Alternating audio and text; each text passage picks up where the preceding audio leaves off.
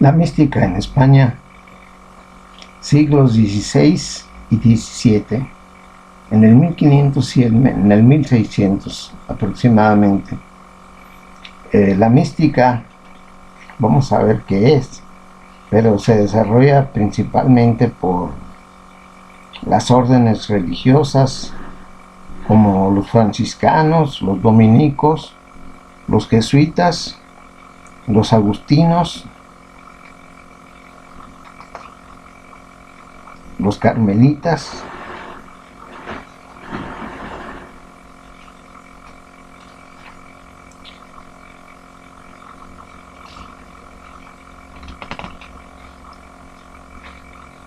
y vamos a adentrarnos en saber qué cosa es la mística.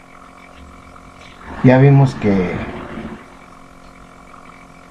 los primeros hombres que hicieron o que aclararon sus dudas fueron los presocráticos en el ámbito de los mitos, los poetas, Homero y Hesíodo principalmente. Sus explicaciones míticas daban un poco de claridad a los espíritus asombrados por el panorama mundial de tanto problema en todos los órdenes: cosmológico, filosófico, teológico, antropológico, histórico, y una posición basada quizás en eso, en las explicaciones míticas. Lo vemos en la mística española, desarrollada por las órdenes religiosas, pero difiere muchísimo de las primeras explicaciones míticas. La mística, vamos a leer un poco de Juan Hirschberger, lo que es la mística española de los siglos XVI y XVII, 1500 y 1600 aproximadamente. Mística: una historia de las doctrinas y experiencias místicas cae propiamente fuera del campo de la filosofía. La mística católica se sitúa esencialmente en un terreno de fe y sobrenaturalidad que sólo desde la fe y con instrumentos revelados puede ser debidamente explorado y valorado. Sin embargo, el lado natural del hombre, sobre todo en su aspecto psicológico, ético y cosmovisional, queda tan hondamente afectado por aquel mundo de vivencias y de teorías que no es posible ignorarlo en una historia de la cultura humana. Además, las circunstancias históricas ambientales constituyen un factor interesante que se suma de modo misterioso pero real a la acción interior de la gracia. La mística española del siglo de oro está en la cúspide de un apogeo cultural en que se dan la mano un anhelo de trascendencia religiosa y un ideal humano de conquista, en un clima de exaltación y triunfo que da los rasgos más salientes a la llamada cultura del barroco: arte, literatura, filosofía, teología, política. Se ha dicho que toda la época del Renacimiento europeo está transida de un anhelo profundo hacia lo oculto y lo recóndito que el mundo encierra en su más secreta intimidad. España proyectó esta revelación del cosmos en una dimensión extensiva, alumbrando nuevos espacios y una dimensión intensiva de interioridad humana. En el momento de resurgir científico europeo, matemático a lo Galileo, ocultista a lo Paracelso y Böhm, ella conoció su mayor altura mística. No fue un movimiento pacífico. También aquí se tiñó el campo de lucha y conquista. Si la Inquisición se empleó a fondo para cortar el paso a las ideas reformistas de los protestantes, no menos duramente frenó los movimientos quietistas que por la vía mística alemana entraron en España y se prolongaron con especial radicalismo de ilusión y perversión moral en las sectas de los alumbrados o iluminados. El clima se puso tenso de recelo y la sospecha alcanzó a las más grandes figuras de la época: Luis de León, Luis de Granada, San Ignacio, Santa Teresa, San Francisco de Borja, San Juan de la Cruz. Muchas de sus obras estuvieron durante años detenidas por el Santo Oficio, y algunas, como las de Santa Teresa y de San Juan de la Cruz, no pudieron ser publicadas en vida de sus autores. Con gran trabajo se fue haciendo poco a poco la discriminación entre falsa y verdadera mística, y los recelos generales hacia todo lo desacostumbrado se dieron el paso a un más sereno estudio de los hechos y de los principios teológicos y de una auténtica mística. Aunque muchas veces se polarizó la explicación de los fenómenos místicos en el esquema excesivamente simplificado de bueno o mal espíritu, sin horizontes aún para la parte que en ello que había de procesos psíquicos naturales, normales o patológicos, no faltaron consideraciones más o menos acertadas de tipo psicológico, y en general una interpretación teológica de los hechos admitía con bastante claridad la posibilidad de que ciertos estados de ánimo y de disposición corporal fueran instrumentos utilizados por la gracia para sus fines sobrenaturales, y aunque determinados procesos místicos como arrobamientos y éxtasis fueran a veces, sobre todo en los comienzos, un efecto de una naturaleza frágil sorprendida por el impacto de lo sobrenatural.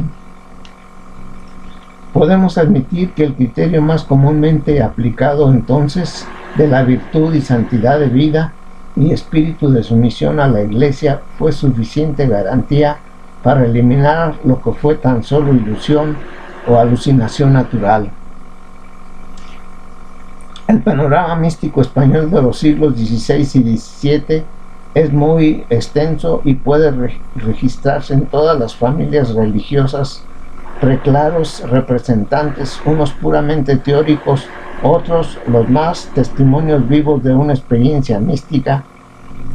Por el carácter marginal que concedemos a este apartado en nuestro esbozo histórico de la filosofía española, nos contentaremos con reseñar los personajes más salientes. Entre los franciscanos, Francisco de Osuna, muerto en 1540, autor de 6 abecedarios o tratados de virtud y oración. El más célebre es el tercer abecedario espiritual, leído por Santa Teresa.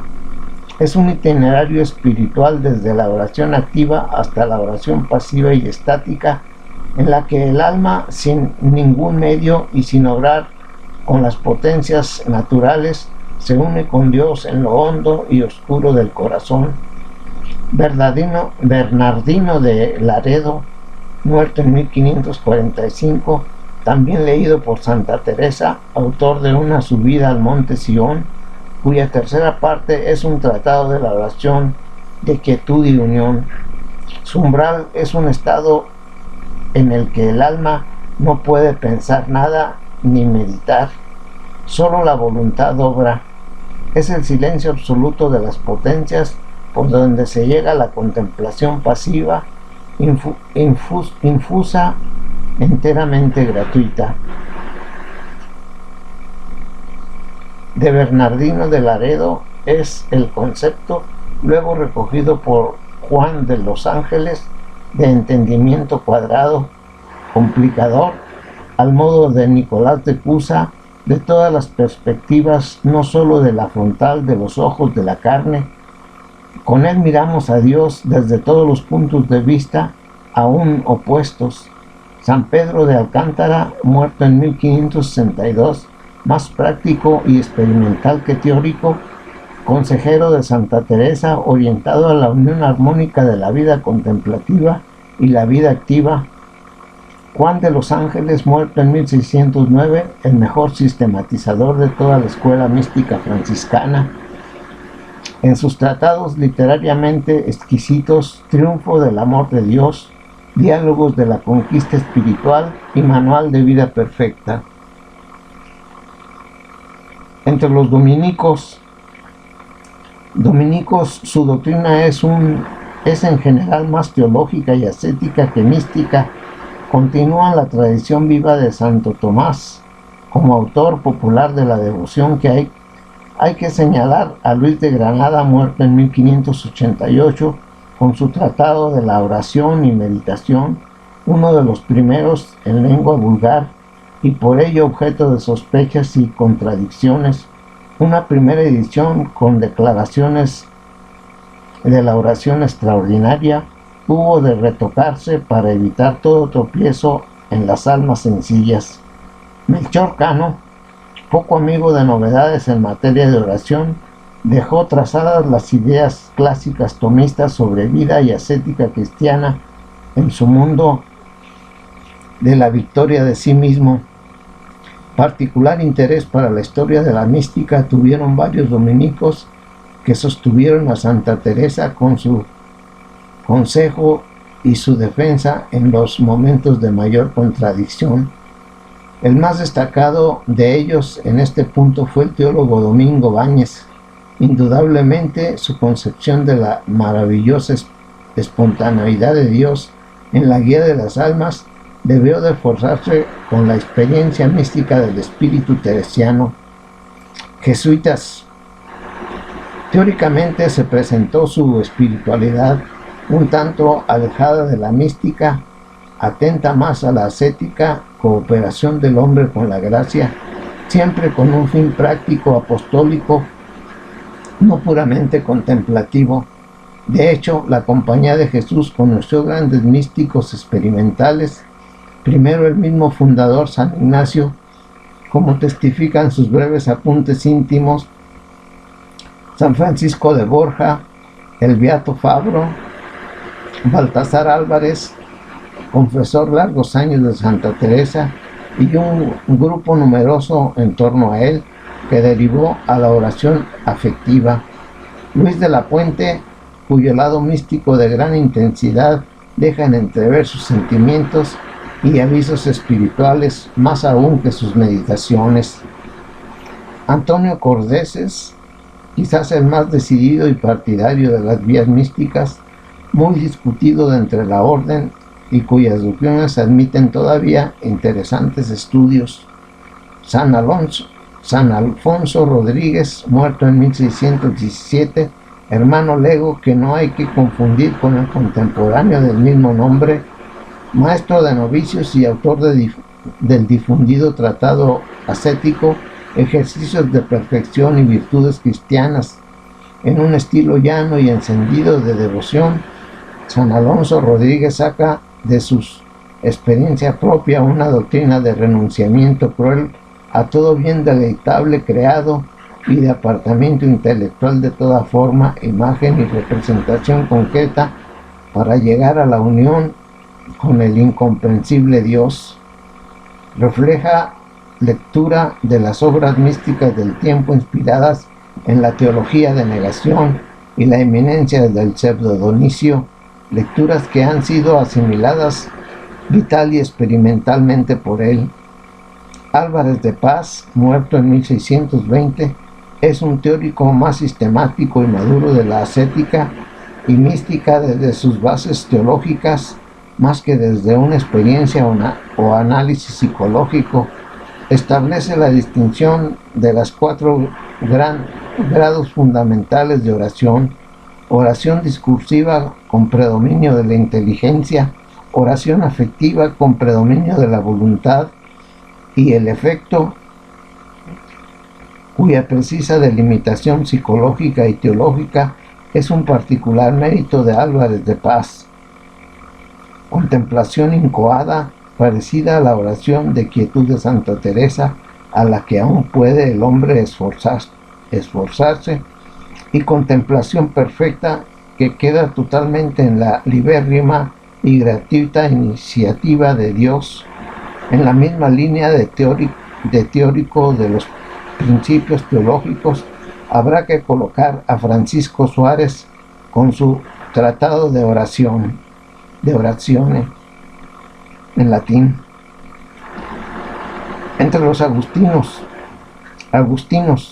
entre sus muchos autores espirituales son dignos de especial mención Luis de León con sus Nombres de Cristo, Pedro Melón de Chait, muerto en 1589, llamado el Metafísico del Amor, tema central del libro de la Conversión de la Magdalena, donde vierte su sentido cristiano y devoto en formas platónicas y neoplatónicas, como en la comparación de Dios con el centro de una esfera que reduce a unidad la multiplicidad y la diversidad de las criaturas.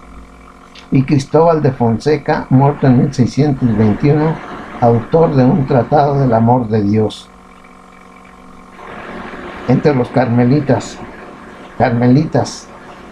todo lo anterior queda oscurecido en la historia por las dos grandes figuras del Carmelo reformado, Santa Teresa de Jesús, muerta en 1582, y San Juan de la Cruz, muerto en 1591, cuya autoridad e influjo han sido universalmente reconocidos. Es muy distinta, sin embargo, la fisonomía espiritual y literaria de ambos santos. Santa Teresa vuelca su propia experiencia en sus relatos, doctrinas y avisos. Su literatura es siempre autobiográfica y ciertamente es primerísimo mérito suyo en lo que hay que ver, sin duda, un influjo de la misma gracia, el haber dominado su propio interior con una transparencia cristalina de visión y de sinceridad, y el haber contado con una forma de expresión espontánea y ágil. Su estilo de vida, de ahí su inagotable amenidad. El campo de trabajo de Santa Teresa es siempre su propia experiencia, con un generoso anhelo de hacer efusivo su bien interior, de guiar más que de enseñar. Su psicología abierta da a toda su espiritualidad un alentador tono de optimismo. Su profundidad mística nunca es sombría. El amor, meta de la relación mística del alma con la divinidad, es un amor espiritual trascendente, pero en el que aflora siempre lo humano y femenino, entrega directa y sentimiento suave. Le queda lejos la reflexión y la poesía. Es vida más que imagen o teoría, aun cuando se pone a teorizar y viste de imágenes explicativas sus conceptos. San Juan de la Cruz, cuyas relaciones personales con Santa Teresa fueron muy escasas, forma un cierto contraste con el cuadro anterior. Su literatura es afectadamente doctrinal más que experimental, más teología y filosofía que vida, si bien ésta queda recatadamente aludida en sus palabras. Su visión de la vida espiritual puede resultar dura y sombría a fuerza de insistir en lo sustancial, negando sin piedad temática todo horizonte humano. Sin embargo, esta dureza es sólo teórica y aparente. El amor de Dios, meta mística, aun siendo trascendente, encarna en formas asequibles al hombre, sublimado por la intención espiritual y transfiguradas en una plasticidad poética del insuperable contenido vital. Nunca se puso tan cerca del corazón humano lo misterioso de Dios. La poesía de San Juan de la Cruz es latido e imagen no explicativa, sino sustantiva y profundamente surgidora en su buscada imprecisión, porque la sabiduría mística no ha menester distintamente entenderse para hacer efecto de amor. Prólogo al cántico espiritual. Ahí se puede ver Los dos, Santa Teresa y San Juan de la Cruz, coinciden en la sustancia del vivir místico, suprema aspiración de la vida cristiana y de la unión con Dios por amor en un orden trascendente a través de Cristo, toque de la divinidad en lo hondo del alma, o en el alma subida sobre sí misma o saliendo de sí misma, es decir, más allá de las actividades ordinarias de las potencias, memoria, entendimiento y voluntad. Encuentro directo e inmediato con la misma realidad de Dios, no a través de aprehensiones limitadas de nuestra imaginación o entendimiento. Santa Teresa ha descrito autobiográficamente los pasos hacia esta unión, principalmente en su vida, en el libro de las moradas y en el camino de perfección. El esquema no es rigurosamente idéntico en todas sus explicaciones. En la vida se distinguen 4 grados de oración según la alegoría explicativa del riego de un jardín. Riego, abrazos, conoria y arcaduces, desde un río o un arroyo por lluvia del cielo corresponden a esta manera de riego. Primero, la oración adquirida discursiva ordinaria. 2. La oración de quietud o de recogimiento con uso de potencias, sosegada y fácil, con poco trabajo propio y mucha ayuda de Dios. 3. Sueño de potencias, no de todo inactivas. 4. Oración de unión, suspensión completa de potencias. En las moradas se perfila más el cuadro. Se quita el grado de sueño de las potencias, que se reduce a oración de quietud, y se añade como último estadio el matrimonio espiritual, séptimas moradas. De notar que los fenómenos místicos aparatosos de arrebatos y éxtasis convulsivos no significan la cumbre de la unión mística, sino acaecen más bien en fases previas de transición y cierto desequilibrio espiritual y corporal. En las supremas esferas de la vida mística, el espíritu y el cuerpo recobran entera paz. Un rasgo distintivo del itinerario teresiano es la derivación activa y dinámica del supremo grado de unión con Dios, que no queda en puro amor fruitivo personal, sino se expande en efusividad activa y apostólica. Toda la obra externa de reforma de Teresa de Jesús viene cronológica y espiritualmente después y como desbordamiento de su plenitud mística. San Juan de la Cruz desarrolla un esquema de vida mística de extremada sencillez teológica. Idea central: Dios poseído en la oración por el medio único adecuado de las virtudes teologales. Fe, vía de entendimiento. Esperanza, vía de la memoria. Caridad, vía de la voluntad. Lo importante es allanar estos caminos quitando estorbos. Todo lo que es inferior a Dios es inadecuado instrumento para ir a Él, y así se impone vaciar y desnudar el alma de todo bien creado, del orden del sentido, del entendimiento, de la voluntad, en un plano natural y aún en el espiritual. Este programa de vacío y desnudez, que tiene como límite la nada, categoría mística la más adecuada para ir al todo de Dios, lo prosigue San Juan de la Cruz con dura insistencia y menudo análisis psicológico de la subida al Monte Carmelo y Noche Oscura. En ambas obras se describen con cierta continuidad las 4 etapas de la noche que debe pasar el alma antes de venir a la luz de la unión con Dios. Noche oscura, activa del sentido y del espíritu, en que el alma pone medios para purificarse, y noche oscura pasiva del sentido y del espíritu, en que Dios ejercita sobre el alma una labor interna terriblemente purificadora. El canto espiritual recorre el camino del alma desde que comienza a servir a Dios hasta que llega al último estado de perfección, que es el matrimonio espiritual. La forma es un diálogo de amor entre la esposa y el esposo, inspirado en el Cantar de los Cantares. La llama del amor viva es el único tratado que ha dedicado San Juan de la Cruz al momento fruitivo de la unión y transformación del alma con Dios. Esta se realiza en el más profundo centro del alma, según su sustancia y total capacidad, a solas con Dios, en aniquilamiento y vacío de todo objeto extraño, con una noticia sencilla y amorosa, noticia general, confusa y oscura para el entendimiento, noticia de contemplación, rayo de tiniebla del entendimiento, y con una inclinación amorosa igualmente general, sin arritmo de imágenes, ni discurso, ni sabor alguno particular, sensitivo ni espiritual. El alma está en este estado muy pasiva y tranquilamente, sin hacer acto natural, admitida tan secretamente a la intimidad con Dios.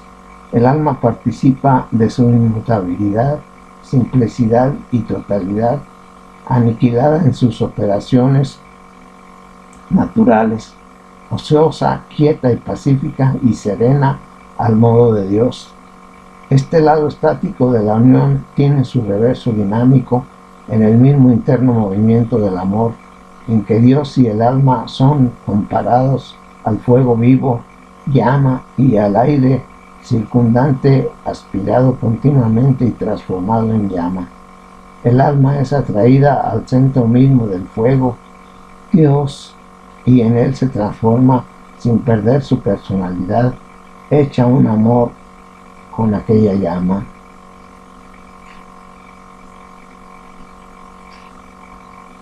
Y bueno, sigue una bibliografía de este periodo y de estos autores, fuentes y bibliografías. En la página 621, Alison Pierce, Studies of the Spanish Mystic, editado en Londres en 1960.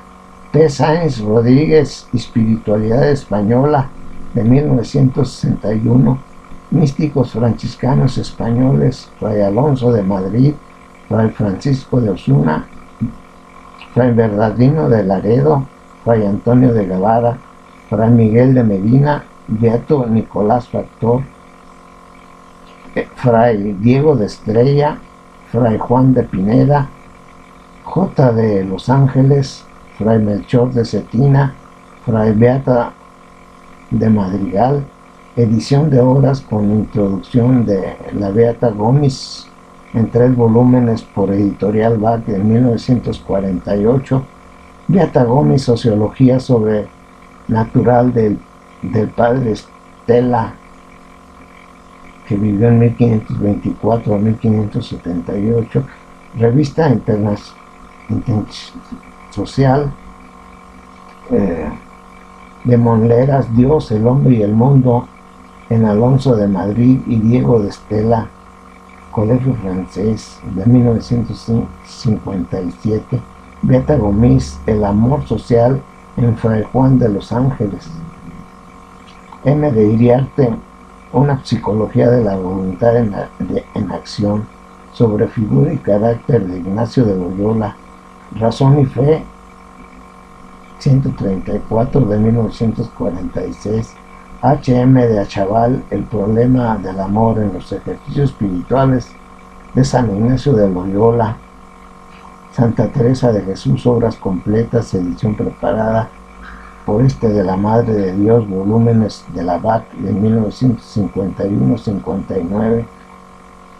García Filar, Psicología de Santa Teresa de Jesús. J. Álvarez de Cánovas, Psicología de Santa Teresa, de 1961. San Juan de la Cruz, Vida y Obras completas, edición Crisógono de Jesús, de la Editorial BAC 1960. Alejados, Personalidad filosófica de San Juan de la Cruz. Alison Pierce, San Juan de la Cruz, Espiritualidad de Llama. J. de Sobrino, La soledad mística y existencialista de San Juan de la Cruz. C. Vega, En torno a los orígenes de la poesía, San Juan de la Cruz. 1957, Düringer Gebirligkeit aus gewöhnlich lichter mystischer Phänomenen beim Heiligen Johannes vom Kreuz, Geist und Leben de 1959.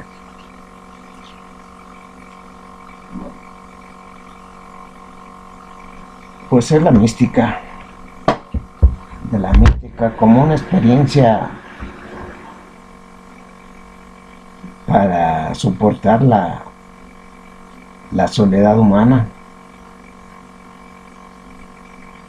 y que estos místicos, grandes místicos, nos dejaron escrito en muchas de sus obras cómo superar la soledad humana en la que vive un religioso o una religiosa o un hombre, simple y sencillamente, porque la soledad es muy dura, y la experiencia gnóstica es fruto de esa unión con la divinidad, que ofrece un consuelo para los que están solos, porque se cae en soledad de muy diversas maneras, por voluntad, por abandono,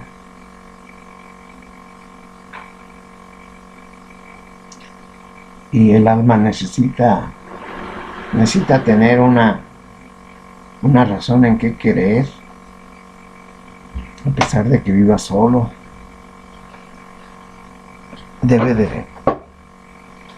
Pero pues es una experiencia mística, y mística quiere decir misteriosa, misterio, algo desconocido, algo que inverosímil, que no se puede creer si se le quiere ver así, sí. Pero por la mística es más que, como se decía al principio, no es una experiencia filosófica, es una experiencia, pasa a ser más bien una experiencia psicológica, pero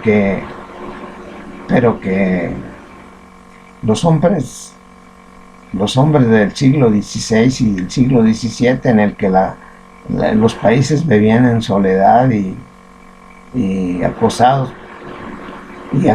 por muchos fenómenos bélicos y muchos fenómenos de imposición religiosa, entonces tenían que recurrir a hacer, en base a la fe, un modus vivendi, un modo de vida que los sacara a flote y que vivieran en armonía con la naturaleza, a pesar de su soledad. Y pues nosotros no lo tomamos en cuenta, porque no vivimos en las condiciones sociales de los siglos XVI y XVII, porque las condiciones sociales de esos años eran unas condiciones pues realmente muy difíciles de la convivencia humana, y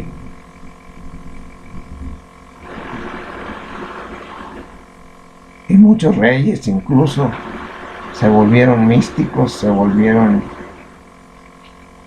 o su refugio estaba en la ciencia, o su refugio estaba en la religiosidad. Ahí podían realizar su vida personal, evitando meterse en problemas de otros tipos, y reconocer en la ciencia, o en la ciencia, que es filosofía, o en la religiosidad, que es creencia de fe, de que las cosas pueden ser así, y son recursos pues para tanto los recursos científicos con los que el hombre se ayuda para vivir más cómodamente en la sociedad, los recursos, y más razonablemente, porque los progresos culturales y científicos de los siglos XV y XVI y XVII hicieron que se propiciara tanto invento científico, desde la electricidad, desde la óptica, desde la astronomía, desde los cálculos físicos, químicos. Todo eso contribuyó a que el hombre heredara posteriormente esa serie de conocimientos a las nuevas generaciones, para que, a pesar de lo malo que comportan, también tuvieran algo de bueno y que le permitieran afrontar la experiencia de vida. Ya en el siglo XX,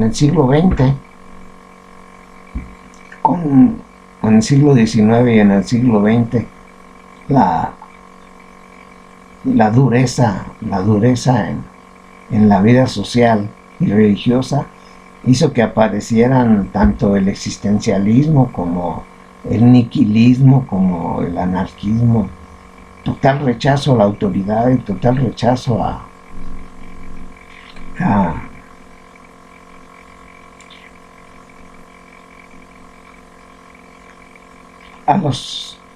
las presentaciones teóricas de la ciencia.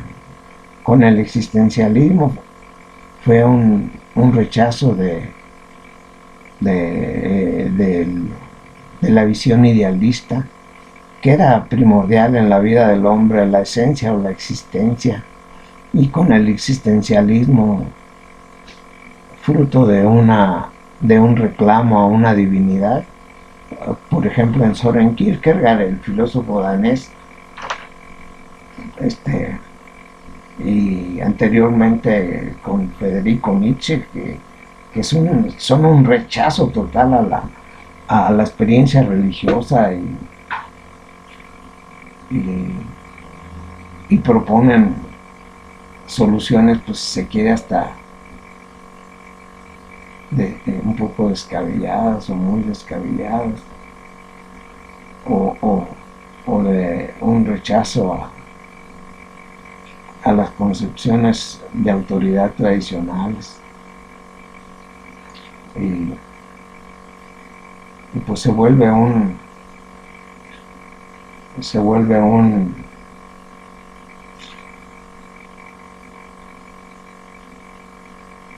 crucigrama, se vuelve, en inglés es puzzle, que es un rompecabezas,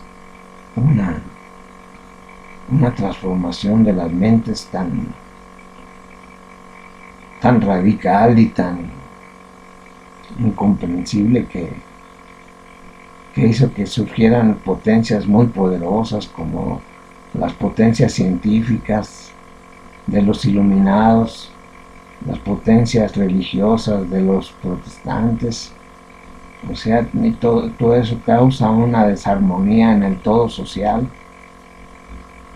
y pues el hombre está expuesto a eso y a más. Ahorita todavía somos cuerdos, pero sabrá Dios si en un futuro los hombres cambien de naturaleza. Son especulaciones, ¿no? Pero que pueden ser posibles. De hecho, en el siglo XX a XXI en los que vivimos, ya nuestro modo de pensar no es un modo de pensar de hace 500 años o de 1000 años o de 2000 años, sino es un modo de pensar distinto, en el que se les da poder a las fuerzas que antes no lo tenían. Antes el factotum de todo eran las monarquías, y ahora se le da mucha importancia a los sistemas democráticos.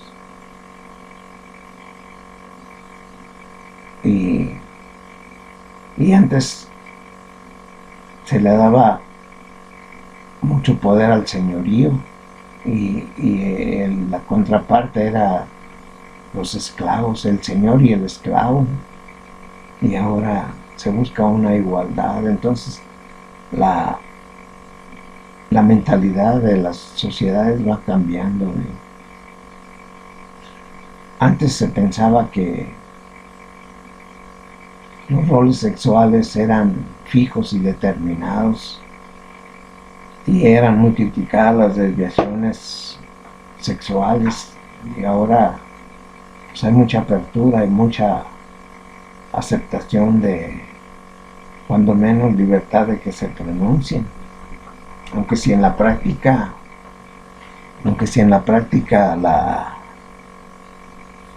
la vida sea más estricta. Sí, puedes pensar lo que quieras, pero ya en el campo del hacer, no del pensar, en el campo del hacer, pues hay que guardar ciertos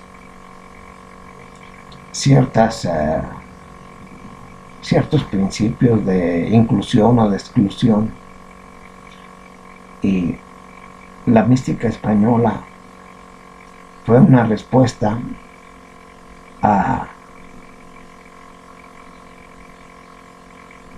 la soledad del individuo y en su relación a un ser superior, a lo que llaman un Dios espiritual, que antes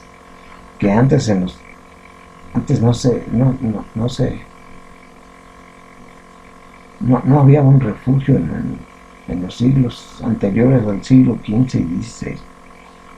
No había un refugio más que someterse a la voluntad de los soberanos, a las monarquías.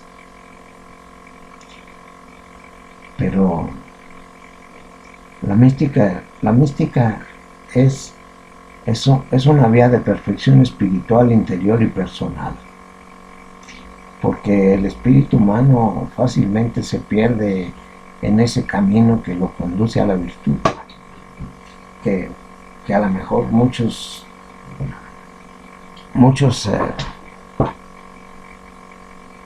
dicen, ¿para qué tanta virtud? Pero la vida en su crudeza es muy dura, y ya Cristo decía, hay que entrar al cielo por la puerta angosta, porque si no, pues se va uno derechito a lo que se llama el infierno. Y la mística ofrece un camino para apartarse un poco del infierno, porque los hombres que no siguen una conducta, pues ingresan a los caminos infernales de los que ya hacían una cena Dante Alighieri, y los místicos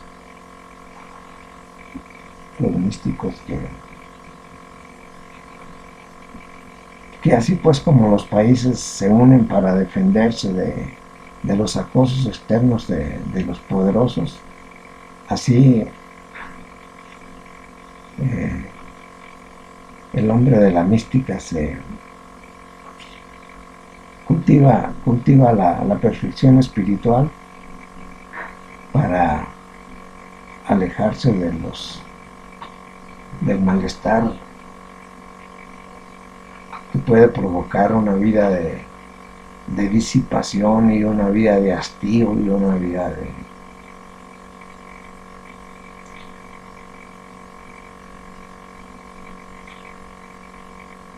de la unión y del cultivo de un camino que conduzca a la unión del ser relativo con el ser absoluto, que ahí encuentra más paz. Y tan alta vida espero, que muero porque no muero.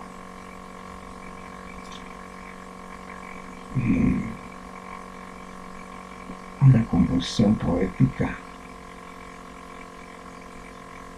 No me mueve, mi Dios, para quererte el cielo que me tienes prometido, ni me mueve el infierno tan temido para dejar por eso de ofenderte.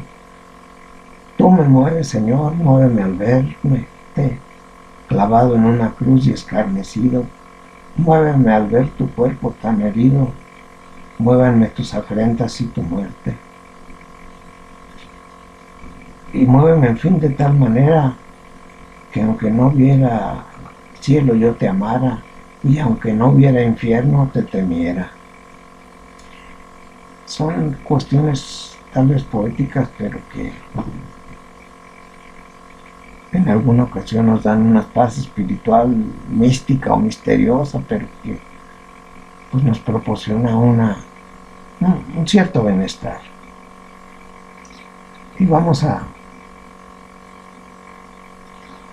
ver qué sucede. Por lo pronto son 45 minutos pasados de esta lectura, que casi nunca hace uno, porque nos gustan las novelas de romances, las novelas de intriga, las novelas policíacas.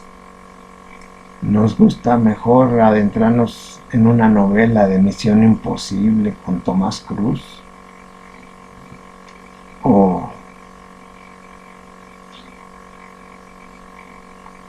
otras de exploraciones del mundo animal, del mundo vegetal. Pero pues bueno, esto hay que repensarlo y esperemos que en el futuro no vayamos a tener necesidad de adentrarnos en una manera más profunda en los fenómenos de la mística. Pero es una realidad que todos los pueblos, en un tipo de religiosidad o en otro tipo de religiosidad, tengan que vivir ciertas experiencias religiosas que los aparten de muchos problemas que tiene la vida social. Bueno,